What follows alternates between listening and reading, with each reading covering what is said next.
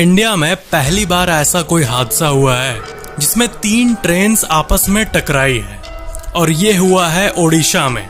सबसे पहला सवाल जो कि लोगों के मन में आ रहा है कि ऐसा कैसे हो सकता है, क्योंकि हमारे इंडियन ट्रेन सिस्टम में कवच सिस्टम का इस्तेमाल किया जाता है 2 ट्रेन्स की आपस में कोलिजन होने से रोकने के लिए। ऐसा कहा जा रहा है कि पहली ट्रेन सबसे पहले डीरेल हो गई, यानी पटरी से उतर गई। फिर उसके जो कोचेस थे वो दूसरे ट्रैक पर जाके गिर गए। फिर उस ट्रैक पर जो ट्रेन आ रही थी वो इन कोचेस से टकरा गई। एग्जैक्टली क्या हुआ है ये तो अभी एनालाइज करना बाकी है और फुल रिपोर्ट पब्लिश होना बाकी है। लेकिन सवाल ये है कि कवच सिस्टम के होने के बावजूद भी ऐसा कैसे हो सकता है। तो इसका आंसर ये है कि जो कवच सिस्टम है, जो कि एक ऑटोमेटेड सिस्टम है, जो कि एक नेटवर्क पे काम करता है। अगर कोई ट्रेन के सामने दूसरा ट्रेन सेम ट्रैक पर आए या फिर ऐसी कोई भी चीज आगे हो, तो जो ड्राइवर होता है उसके बिना ब्रेक अप्लाई किए ही ट्रेन का सिस्टम ऑटोमेटिक ब्रेक अप्लाई कर देता है। इसी सिस्टम को कवच सिस्टम कहते हैं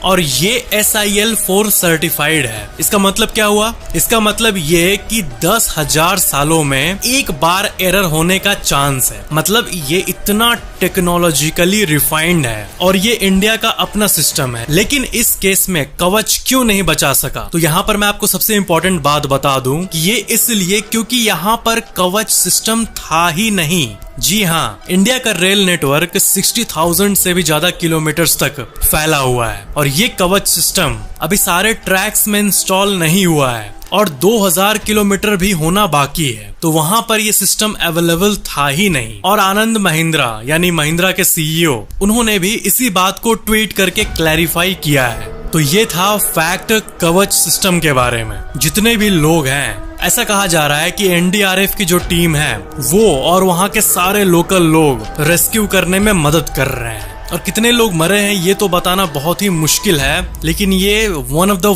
वर्स्ट ट्रेन इंसिडेंट्स है इंडिया के इतिहास में। तो आई होप आपको कवच सिस्टम के बारे में क्लैरिफिकेशन मिल गई होगी। बढ़ते हैं नेक्स्ट इन्फॉर्मेशन पे। आपको तो पता ही होगा कि एरोप्लेन उड़ाने की जब बात आती है तब आगे 2 लोग बैठते हैं, पायलट और को पायलट। सिर्फ एक पायलट से प्लेन नहीं उड़ता। लेकिन मान लो क्या हो ऐसा वर्स्ट सिचुएशन जिसमें जो पायलट होता है उसका ब्रेन हैमरेज हो गया और वो वहीं पे बेहोश हो गया। तो ऐसे ही सिचुएशन के लिए साथ में को पायलट होता है जो कि पायलट से कम ट्रेंड रहता है, लेकिन वो हेल्प आता है पायलट के। तो यहाँ पर और एक बात है जो कि है फूड पॉइजनिंग की। मान लो दोनों पायलट ने खाना खाया, मील खाया, ठीक है, दोपहर का मील या फिर शाम का मील, और प्लेन उड़ा रहे हैं वो लोग। तो अगर उस खाने में कुछ खराब हो जिससे कि फूड पॉइजनिंग हो जाए और पेट में दर्द, वॉमिटिंग वगैरह होने लगे, तो ऐसा सिचुएशन दोनों पायलट के साथ ना हो, इसके लिए दोनों को एक खाना कभी भी नहीं दिया जाता। यानी पायलट और को पायलट का जो मील होता है वो कभी भी सेम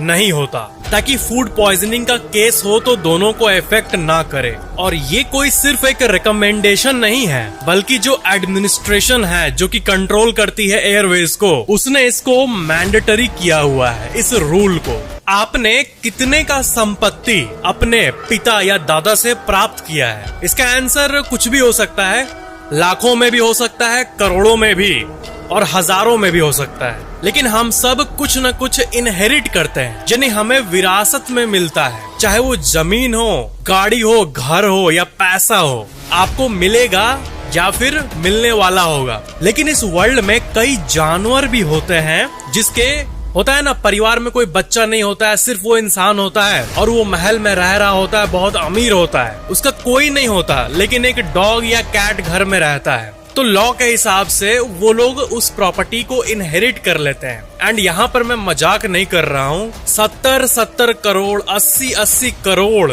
जानवर लिटरली इनहेरिट किए हैं अपने मालिकों से, क्योंकि उनका कोई था नहीं। कई कैट भी ऐसा किए हैं, कई चिकन्स के मामले में भी ऐसा हुआ है। तो इसका अगर आप डेटा देखोगे तो आपको ये पता चलेगा कि गिगो नाम का एक चिकन था जो कि $15 मिलियन यानी 100 करोड़ रुपए इनहेरिट की थी। और एक ब्लैक कैट है इटली में जिसका नाम है टोमासो, वो $13 मिलियन यानी ये भी करीब 90-95 करोड़ रुपए के प्रॉपर्टी को इनहेरिट की है। अब आपको लग रहा होगा कि ऐसा कैसे संभव है, तो ये एक्चुअली में किसी अजीब तरीके से नहीं हो रहा है। यहाँ पर सब कुछ नॉर्मल तरीके से हो रहा है। जो मालिक होते हैं वो पहले ही पेट ट्रस्ट के साथ एक साइन कर लेते हैं, मतलब उनका कोई होता नहीं है तो मालिक पहले से ही साइन करके रखता है कि ये जो पैसा होगा, जितना भी पैसा है, इसका इस्तेमाल मेरे कैट के लिए होगा। और जो पेट ट्रस्ट कंपनीज होती है उनके पास ये पैसा जाएगा एक्चुअली में, लेकिन वो पैसा डेडिकेटेड रहेगा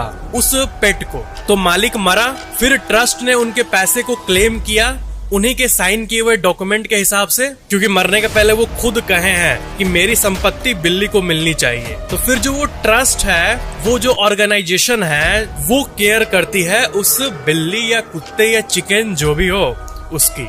लेकिन कितनी अजीब बात है ना कि एक जगह चिकन को मार के खाया जाता है, of course chicken, fried chicken ये वो, और एक तरफ एक चिकन है जो कि इतने करोड़ रुपए को, 80-90 करोड़ रुपए, 100 करोड़ रुपए को इनहेरिट कर रही है। आपको तो पता ही होगा कि जो KFC के फाउंडर हैं, यानी कर्नल सैंडर्स, उन्होंने KFC को बनाया था, केंटकी फ्राइड चिकन, जो कि अभी के टाइम फेयरली सक्सेसफुल रहा। लेकिन उनको सक्सेस मिली थी 65 के एज में, एक ऐसा एज जहाँ पे ज्यादातर लोग रिटायर हो जाते हैं और कुछ करने का ड्रीम नहीं करते हैं एक्सेप्ट फॉर पेंशन। तब कर्नल सैंडर्स ने एक रेवोल्यूशन लाया इस एज में।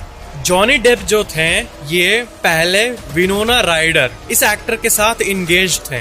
तब उन्होंने अपने आर्म पे टैटू बनाया था विनोना फॉरएवर लिख के। लेकिन जब उनका ब्रेकअप हुआ तो उन्होंने लास्ट का एन हटा दिया और तब टैटू में दिखता है विनो फॉरएवर। इससे हमें ये सीख मिलती है कि जब भी आप प्यार में पड़ो या फिर कोई भी ऐसे रिलेशन में पड़ो तो टैटू बनाना एक अच्छी चीज नहीं है, क्योंकि आगे जाके आपकी लाइफ क्या होगी क्या नहीं होगी किसी को नहीं पता। और वैसे भी टैटू परमानेंट होता है और लेजर से ही टिपिकली रिमूव होता है, जो कि बहुत ही ज्यादा रिस्की होता है। जो लोग अपना वेट कम करना चाहते हैं वो अक्सर 0 कैलोरीज या फिर नो कैलोरीज वाला फूड सर्च करते हैं। जैसे कि बहुत सारे कोक 0 कैलोरीज वाले फॉर्म में आता है, आप मार्केट में देखे होंगे। तो जो 0 कैलोरीज होता है, क्या वो एक्चुअली में 0 कैलोरीज होता है, यानी एक भी कैलोरी नहीं होता है? तो ऐसा नहीं है। 0 कैलोरीज मतलब ऐसा कोई भी खाना का पैकेट या फिर कोई भी ऐसा ड्रिंक जिसमें 5 कैलोरीज से कम हो, उसी को हम 0 कैलोरीज कहते हैं एक्चुअल में। यानी कोई भी आप खाना खाओ और उसमें एक भी कैलोरी ना हो, ये साइंटिफिकली संभव नहीं है। तो एक्चुअली में अगर डीपली आप देखो तो किसी भी खाने में 5 कैलोरी से कम हो तो कंपनी को परमिशन मिल जाती है गवर्नमेंट के तरफ से कि वो उसको 0 कैलोरीज नाम से एडवर्टाइज कर सकते हैं। तो ये होता है 0 कैलोरीज का असल मतलब। इसलिए अगर आपके मन में ये सवाल आ रहा होगा कि जो 0 कैलोरीज लिखते हैं मतलब खाओ मस्त और आपको बॉडी में फैट बढ़ाएगा भी नहीं, तो ये एक्चुअली में नहीं होता है। तो ये थे आज के फैक्ट्स। आई होप आपको ये वीडियो अच्छा लगा होगा। वीडियो कैसा लगा नीचे कमेंट जरूर करना और वीडियो को लाइक जरूर कर देना और चैनल को सब्सक्राइब करके बेल आइकन जरूर ऑन कर लेना। Thank you so much for watching this video.